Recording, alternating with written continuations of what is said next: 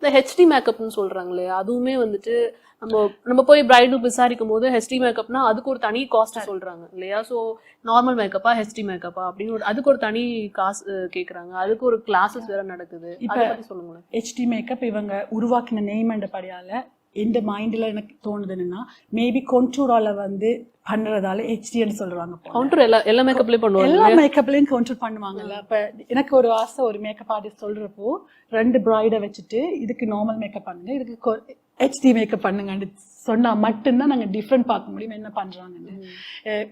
HD makeup, silver makeup, kiss proof makeup கணக்கு இருக்குங்க. Kiss proof மேக்கப்னா அவங்க லிப்ஸ்டிக் போட்டதுக்கு அப்புறம் பேப்பர்ல கிஸ் பண்ணி பாக்குறாங்க. சோ அது வரலன்னா that means okay valid kiss proof makeup. Okay. என்ன பொறுத்த வரைக்கும் மேக்கப்பை வந்து தைரியமா யாரும் கத்துக்கலாம்.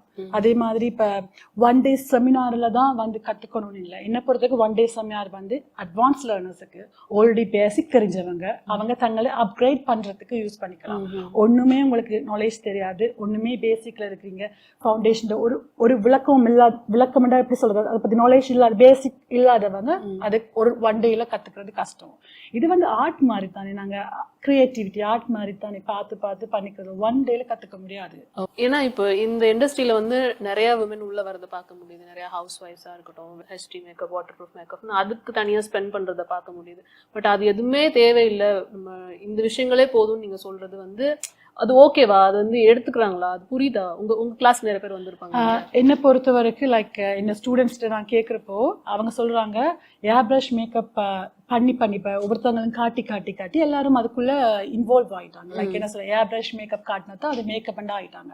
இது எப்படின்னா, நீங்க இப்ப நான் வந்து வெளியில சொல்லுற மாதிரி ஒவ்வொரு மேக்கப் ஆர்டிஸ்டும் வந்து சொல்ல வலிக்கிட்டாங்கன்னா, கொஞ்சம் எக்ஸ்பிளைன் பண்ண வலிக்கிட்டாங்கன்னா, அன்னைக்கெல்லாம் நான் வாட்டர் ப்ரூஃப் மேக்கப் எக்ஸ்பிளைன் பண்ணதுக்கு பிறகு எனக்கு சப்போர்ட்டா ஐ திங்க் ஒரு 5-6 மேக்கப் ஆர்டிஸ்ட் வந்து வீடியோஸ் வந்து செஞ்சிருக்காங்க, அவங்க சென்ட் பண்ணாங்க. ஸோ பாருங்க 5 பேர் ஸ்டார்ட் பண்ணிட்டாங்க. கொஞ்சம் கொஞ்சமா ஸ்டார்ட் பண்ண இது வந்து ஒரு கட்டத்துல இது கண்டிப்பா அழியும்னு நான் எதிர்பார்க்கிறேன்.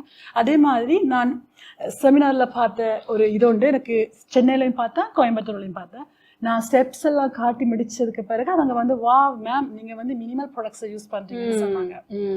ஆனா கண்டிப்பா அது மினிமல் ப்ராடக்ட்ஸே இல்லை. எனக்கே ஆச்சரியமா இருந்துச்சு, மினிமல் ப்ராடக்ட்ஸா, இவ்வளவுதானே தேவை மேக்கப்புக்கு, இவ்வளவுமே போதுமே, இதுக்கு எதுக்கு இவங்க ஏன்னா அந்த ஸ்டெப்ஸ் இவங்க அவங்க நிறைய இடத்துல போய் பார்த்துருக்காங்க இல்லையா. ஸோ அவங்க வந்து இப்போ மேக்கப் எப்படி இருக்கு அப்படின்னா, பிரைடல் மேக்கப்லாம் எப்படி இருக்குன்னா, நீங்க உங்க ஃபேஸை கொடுத்துட்டு உங்க ஃபேஸை மறந்துடணும். ஆல்சோ எப்படின்னா இங்க ஸ்கின் கேரையும் மேக்கப்பை வந்து ஜாயின் பண்ணுறாங்க.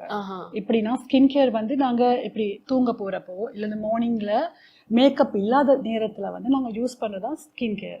இப்ப மேக்கப்புக்கு முன்னாடி வந்து நீங்க ஒரு ஸ்கின் கேரை போட்டுட்டு அதுக்கு பிறகு வந்து ஒரு கெமிக்கல் இருக்கிற ஃபவுண்டேஷன், நீங்க உங்களோட ஸ்டெப் இருக்குல்ல மேக்கப் பண்ற ஸ்டெப்ஸ் அவ்வளவுமே கெமிக்கலை போடுறோம். அப்ப அந்த ஸ்கின் கேர் எதுக்கு நாங்க செய்யறோம்னு எனக்கு புரியல.